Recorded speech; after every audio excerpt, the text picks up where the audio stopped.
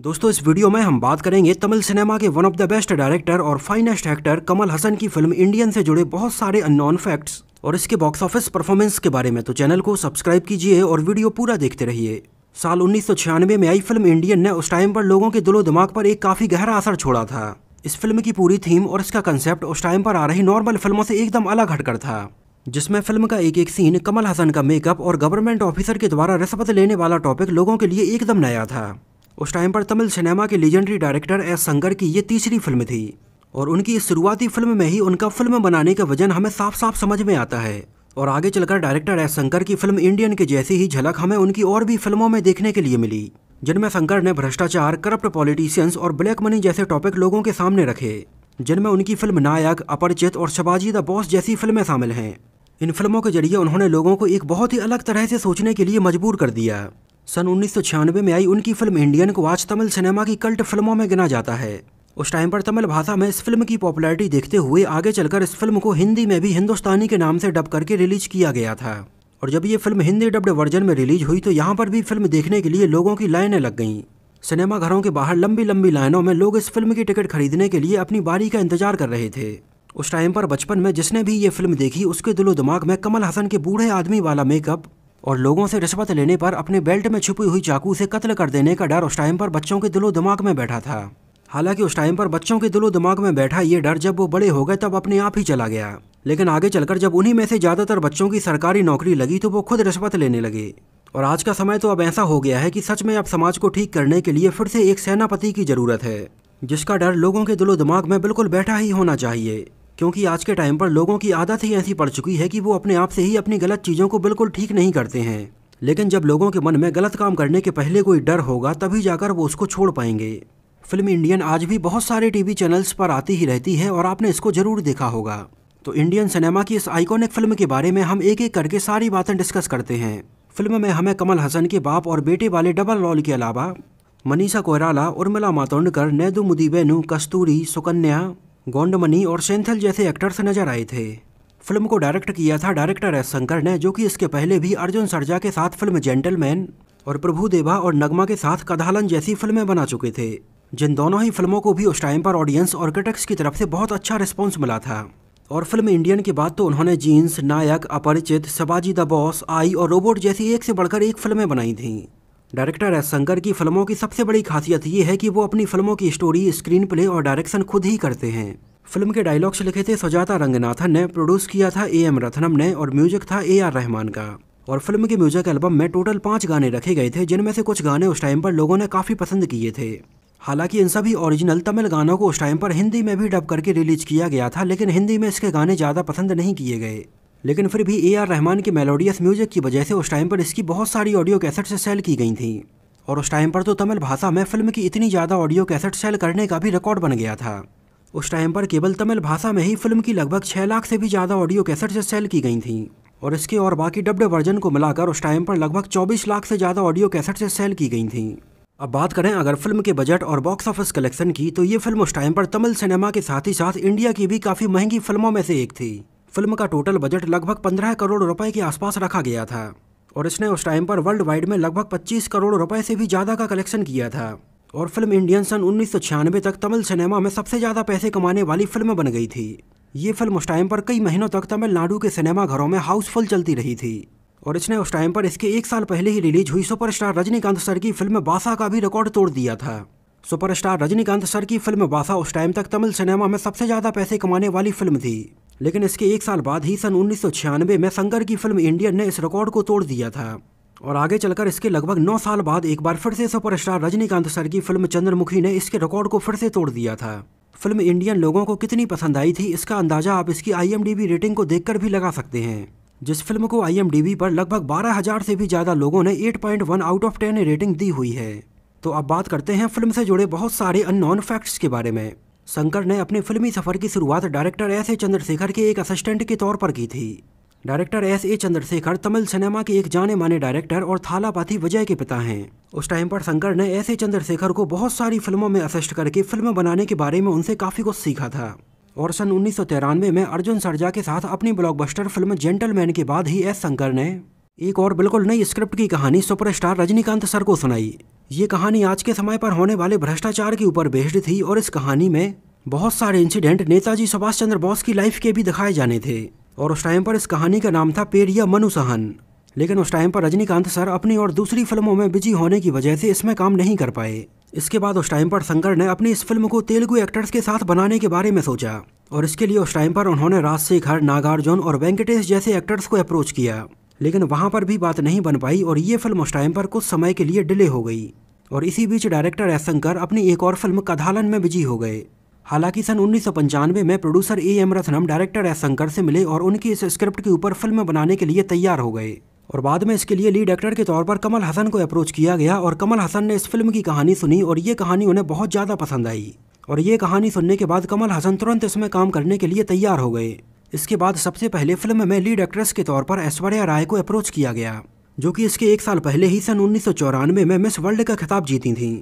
लेकिन उस टाइम पर ऐश्वर्या राय एक एड एजेंसी के साथ कॉन्ट्रैक्ट पर थीं, इस वजह से वो चाहकर भी इसमें काम नहीं कर पा रही थीं। इसके बाद शंकर ने ऐश्वर्या राय की जगह पर मनीषा कोइराला को इसके लिए अप्रोच किया, जिनका काम शंकर को इसके एक साल पहले ही सन 1995 में आई डायरेक्टर मणि रत्नम की फिल्म बॉम्बे में बहुत ज़्यादा पसंद आया और उन्होंने मनीषा कोइराला को अप्रोच किया और वो इसमें काम करने के लिए तुरंत तैयार हो गईं। यहाँ तक कि उस टाइम पर फिल्म में मनीषा कोइराला के इस कैरेक्टर का नाम भी ऐश्वर्या ही रखा गया था। इसके अलावा फिल्म में सेकंड लीड एक्ट्रेस के किरदार के लिए उस टाइम पर डायरेक्टर एस शंकर इसमें शिल्पा शेट्टी को साइन करना चाहते थे, जिनका काम और लुक उन्हें सन 1994 में आई फिल्म बाजीगर में काफ़ी पसंद आया था। लेकिन उस टाइम पर शिल्पा शेट्टी अपनी और दूसरी फिल्मों में बिजी होने की वजह से इसमें काम नहीं कर पाई थीं। इसके बाद फिल्म में इस किरदार के लिए उस टाइम पर नम्रता सरोडकर ने भी ऑडिशन दिया था। लेकिन बाद में नम्रता सरोडकर को जैसे ही पता चला कि इस किरदार के लिए उन्हें फिल्म में कुछ शॉर्ट ड्रेस भी पहननी पड़ेंगी, तो नम्रता सरोडकर ने उस टाइम पर तुरंत ही इसमें काम करने से मना कर दिया था। और इसके बाद फाइनली इस किरदार के लिए उर्मिला मातोंडकर को अप्रोच किया गया, जिनका काम भी उन्होंने एक साल पहले सन 1995 में आई फिल्म रंगीला में देखा था। एक्चुअली उस टाइम पर म्यूजिक कंपोजर A.R. रहमान ने ही उर्मिला मातोंडकर को डायरेक्टर एस शंकर के लिए रिकमेंड किया था, क्योंकि A.R. रहमान ही सन 1995 में आई फिल्म रंगीला के म्यूजिक डायरेक्टर के तौर पर काम कर रहे थे और इसमें उन्हें उर्मिला मातोंडकर का काम बहुत ज़्यादा पसंद आया और उन्होंने इसके लिए रिकमेंड कर दिया। फिल्म इंडियन को डायरेक्टर एस शंकर उस टाइम पर काफ़ी एडवांस तरीके से और बहुत ही अलग तरह से दिखाना चाहते थे। इस वजह से उस टाइम पर डायरेक्टर एस शंकर अमेरिका के लास वेगास जाकर वहाँ से बहुत ही एडवांस कैमरे और फिल्म बनाने में यूज होने वाली बहुत ही एडवांस चीज़ें लेकर आए। डायरेक्टर एस शंकर की डिमांड थी कि उस टाइम पर फिल्म में बहुत ही अच्छा प्रोस्थेटिक मेकअप यूज किया जाए। एक्चुअली उस टाइम तक इंडिया में बहुत ज़्यादा प्रोस्थेटिक मेकअप का यूज नहीं किया जाता था। इस वजह से इंडिया में बहुत ही कम ऐसे टेक्नीशियन थे जो प्रोस्थेटिक मेकअप के बारे में जानते थे। लेकिन शंकर अपनी फिल्म में एकदम हॉलीवुड की फिल्मों की तरह ही प्रोस्थेटिक मेकअप का यूज करना चाहते थे। इस वजह से उस टाइम पर इस फिल्म के लिए स्पेशली हॉलीवुड से मेकअप आर्टिस्ट बुलाए गए और ये करने के लिए उस टाइम पर माइकल वेस्टमूरे और माइकल जॉन्स इंडिया आए, जिन्होंने फिल्म में कमल हसन और सुकन्या का बेहतरीन प्रोस्थेटिक मेकअप किया था। उस टाइम पर फिल्म में यूज किया गया ये प्रोस्थेटिक मेकअप इतना अच्छा था कि लोग इनको बिल्कुल पहचान भी नहीं पा रहे थे और इसकी तारीफ उस टाइम पर ऑडियंस और क्रिटिक्स के अलावा दूसरे फिल्म मेकर्स ने भी की। यहाँ तक कि सुकन्या, जो कि कमल हसन की वाइफ बनी थी, उनकी एज फिल्म की शूटिंग के टाइम पर मात्र 25 साल थी। लेकिन फिल्म में प्रोस्थेटिक मेकअप का यूज करके उन्हें लगभग 70 साल के आसपास का दिखाया गया था। इंटरेस्टिंग बात यह है कि इस फिल्म के लगभग 2 साल पहले ही सन 1994 में कमल हसन और सुकन्या एक फिल्म महानंदी में भी एक साथ काम कर चुके थे। इसके अलावा फिल्म में पहले पुलिस इंस्पेक्टर के किरदार के लिए नसार को अप्रोच किया गया था, लेकिन उस टाइम पर वो अपनी और दूसरी फिल्मों में बिजी थे, इस वजह से इसमें काम नहीं कर पाए थे। इस वजह से उनकी जगह पर मलयालम सिनेमा के एक जाने माने एक्टर नेदुमुदी वेणु को साइन किया गया था। हालांकि फिल्म में नेदुमुदी वेणु की आवाज़ को नसार ने ही डब किया था। इसके अलावा फिल्म के हिंदी डब्ड वर्जन में कमल हसन ने अपनी आवाज़ को खुद ही डब किया था। इसके अलावा मनीषा कोइराला की आवाज़ को रोहिणी ने और उर्मिला मातोंडकर की आवाज़ को भानुप्रिया ने डब किया था। इसके अलावा कमल हसन के असिस्टेंट गोंडा मनी की आवाज़ को लक्ष्मीकांत बेर्डे ने डब किया था और सेंथिल की आवाज़ को हिंदी में जॉनी लीवर ने डब किया था। इसके अलावा जब फिल्म इंडियन को हिंदी में डब करके रिलीज किया गया तब इस फिल्म के लिए कुछ सीन और अलग से शूट करने पड़े। जैसे फिल्म में दिखाए गए ये हिंदी लिखावट वाले सीन और ये अरुणा ईरानी वाले सीन्स को अलग से शूट करना पड़ा था। फिल्म इंडियन के फ्लैशबैक में हमें आज़ादी के पहले के बहुत सारे सीन्स दिखाए जाते हैं। फिल्म के इन सीन्स में हमें नेताजी सुभाष चंद्र बोस के टाइम के बहुत सारे सीन दिखाए जाते हैं। फिल्म में दिखाए गए इस टाइम के बहुत सारे सीन्स में हमें नेताजी सुभाष चंद्र बोस के कुछ रियल वीडियोज भी दिखाए जाते हैं। उस टाइम की इन रियल वीडियो फुटेज में कमल हसन को अलग से एडिट करके रखा गया था। फिल्म में ये बेहतरीन काम किया था ग्राफिक डिजाइनर वेंकी ने, जो कि देखने में एकदम रियलिस्टिक लग रहा था। इसके अलावा फिल्म का क्लाइमैक्स सीन भी काफी हद तक सुभाष चंद्र बोस की लाइफ से ही इंस्पायर्ड था, जिनकी मृत्यु आज इतने साल बाद भी एक रहस्य बनी हुई है। उस टाइम पर ऐसा कहा जाता है कि एक प्लेन क्रैश में सुभाष चंद्र बोस की मृत्यु हो गई थी, लेकिन उनके मृत शरीर के उस टाइम पर कोई भी सबूत नहीं मिले थे। इस वजह से उस टाइम पर हुई ये घटना आज भी एक बहुत बड़ी पहेली बनी हुई है कि सुभाष चंद्र बोस की मृत्यु उसी टाइम पर हो गई थी या वो इससे बचकर बाहर निकल गए थे। इस बारे में एकदम ठोस सबूतों के साथ कुछ भी कहा नहीं जा सकता है। ठीक इसी घटना से मिलता जुलता ही क्लाइमैक्स फिल्म इंडियन में भी हमें दिखाया जाता है, जहां पर एक बस प्लेन से टकराती है और एक बहुत बड़ा ब्लास्ट हो जाता है, जिसमें सबको लगता है कि शायद सेनापति की मृत्यु इसी ब्लास्ट में हो गई है।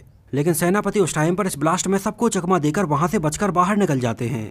और इस बात का पता तब चलता है जब सिंगापुर के एक टेलीफोन बूथ से सेनापति फिर से इंडिया में फ़ोन करते हैं और बोलते हैं कि जब भी इंडिया में उनकी ज़रूरत होगी तो वो ज़रूर वापस लौट कर आएंगे। इसके अलावा फिल्म को जिस टाइम पर हिंदी में डब करके रिलीज किया जा रहा था, उस टाइम पर कमल हासन चाहते थे कि फिल्म के हिंदी डब्ड वर्जन का नाम भी इंडियन ही हो, लेकिन उस टाइम पर हिंदी में इंडियन नाम का टाइटल सनी देओल ने अपने नाम पर पहले ही रजिस्टर करवा लिया था। एक्चुअली उस टाइम पर सनी देओल भी ऐश्वर्या राय के साथ एक फिल्म इंडियन के नाम से बनाने वाले थे। उस टाइम पर सनी देओल और ऐश्वर्या राय की फिल्म इंडियन के बहुत सारे सीन शूट किए गए, लेकिन ये फिल्म आगे चलकर बीच में ही बंद हो गई।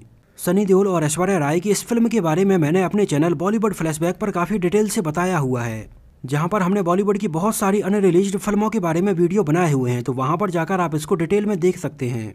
हालांकि उस टाइम पर सनी देओल की फिल्म इंडियन के बीच में ही बंद हो जाने के बाद आगे चलकर सनी देओल ने एक फिल्म इंडियन के नाम से और बनाई थी, जिसमें उन्होंने शिल्पा शेट्टी को साइन किया था। इस वजह से उस टाइम पर फिल्म इंडियन के हिंदी डब्ड वर्जन को हिंदुस्तानी के नाम से डब करके रिलीज किया गया था। फिल्म में दिखाया जाता है कि कमल हसन वर्म कला का यूज करके भी लोगों को मार देते हैं। एक्चुअली ये रियलिटी में इंडिया का एक काफ़ी पुराना ट्रेडिशनल आर्ट है। वर्म कला को बहुत अच्छे से जानने वाले लोगों को शरीर के सारे प्रेशर पॉइंट्स के बारे में भी पता होता है और वो इन प्रेशर पॉइंट को दबाकर सामने वाले को नुकसान पहुंचा सकते हैं। फिल्म में कमल हसन के द्वारा यूज की जाने वाली ये टेक्निक बिल्कुल सही थी। इसके अलावा डायरेक्टर एस शंकर अपनी फिल्मों के गानों को बहुत ही स्पेशल और बहुत ही अलग तरह से शूट करने के लिए भी जाने जाते हैं, जहां पर शंकर अपनी लगभग हर फिल्म के किसी न किसी गाने को बहुत ही स्पेशल तरीके से काफ़ी स्पेशल इफेक्ट्स के साथ शूट करते हैं। वैसे ही उनकी फिल्म इंडियन का एक गाना भी ऑस्ट्रेलिया में सिडनी और कैनबरा की लोकेशंस पर 15 दिनों में शूट किया गया था। इसके अलावा फिल्म के एक और गाने को कमल हसन और सुकन्या के बीच में जिंजी में लगभग 1000 एक्स्ट्रा लोगों के साथ फिल्माया गया था। इसके अलावा फिल्म के एक गाने में हमें कमल हसन बहुत सारे कॉस्ट्यूम चेंज करते हुए दिखाए जाते हैं। फिल्म के इस गाने को जोधपुर राजस्थान में शूट किया गया था। इसके अलावा डायरेक्टर एस शंकर अपनी फिल्म इंडियन की शूटिंग काफ़ी सीक्रेट तरह से कर रहे थे, जिससे कि फिल्म में काम करने वाले कलाकारों के कैरेक्टर के बारे में ज़्यादातर लोगों को पता ना चल सके। इसके लिए उस टाइम पर फिल्म के सेट पर एकदम प्राइवेसी रखी गई थी और उस टाइम पर फिल्म के सेट पर किसी भी बाहरी आदमी का आना बिल्कुल भी अलाउ नहीं था। यहाँ तक कि जिस टाइम पर फिल्म के एक सीन की शूटिंग इसके सेट पर की जा रही थी, उस टाइम पर फिल्म इंडियन की शूटिंग लोकेशन के पास में ही जैकी श्रॉफ भी अपनी किसी और फिल्म की शूटिंग कर रहे थे और उस टाइम पर जैकी श्रॉफ ने फिल्म का ये सेट देखने की अपनी इच्छा भी रखी, लेकिन उस टाइम पर फिल्म की प्राइवेसी के कारण जैकी श्रॉफ को भी फिल्म का सेट अंदर से नहीं दिखाया गया था। फिल्म इंडियन को उस टाइम पर 3 नेशनल अवार्ड और 2 फिल्म फेयर अवार्ड दिए गए थे, जिनमें से नेशनल अवार्ड था बेस्ट एक्टर के लिए, बेस्ट स्पेशल इफेक्ट्स के लिए और बेस्ट आर्ट डायरेक्शन के लिए, और फिल्म फेयर अवार्ड था बेस्ट एक्टर और बेस्ट फिल्म के लिए। यहाँ तक कि उस टाइम पर इस फिल्म को इंडिया की तरफ से ऑस्कर अवार्ड के लिए भी भेजा गया था, लेकिन ये फिल्म उस टाइम पर ऑस्कर अवार्ड के लिए नॉमिनेट नहीं हो पाई थी। इसके अलावा डायरेक्टर एस शंकर और कमल हसन अभी फिल्म इंडियन का एक सीक्वल इंडियन 2 के नाम से भी बना रहे हैं, जिस फिल्म की भी लगभग आधे से ज़्यादा शूटिंग कंप्लीट हो चुकी है और ये फिल्म या तो हमें 2021 के लास्ट में या सन 2022 में देखने के लिए मिल जाएगी, जिसमें हमें काजल अग्रवाल और रकुल प्रीत सिंह जैसी एक्ट्रेस भी देखने के लिए मिलेंगी।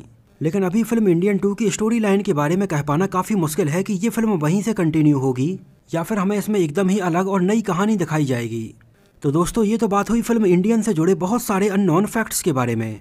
आप लोगों को ये फिल्म कैसी लगी थी और फिल्म के कंसेप्ट के बारे में आपका क्या कहना है, हमें अपनी राय कमेंट में ज़रूर बताइए। और फिल्म इंडियन 2 की कहानी आपके हिसाब से क्या होनी चाहिए, हमें अपनी राय कमेंट में ज़रूर मेंशन कीजिए। तो इस वीडियो में इतना ही। अगर ये वीडियो आपको पसंद आया हो, मेरी मेहनत आपको पसंद आई हो, तो इसको प्लीज़ लाइक करके मुझे इस बात का जवाब जरूर दीजिए। तो मिलते हैं किसी नए वीडियो में किसी नई मूवी से जुड़े बहुत सारे अननोन फैक्ट्स और ऐसी ही रोचक बातों के साथ।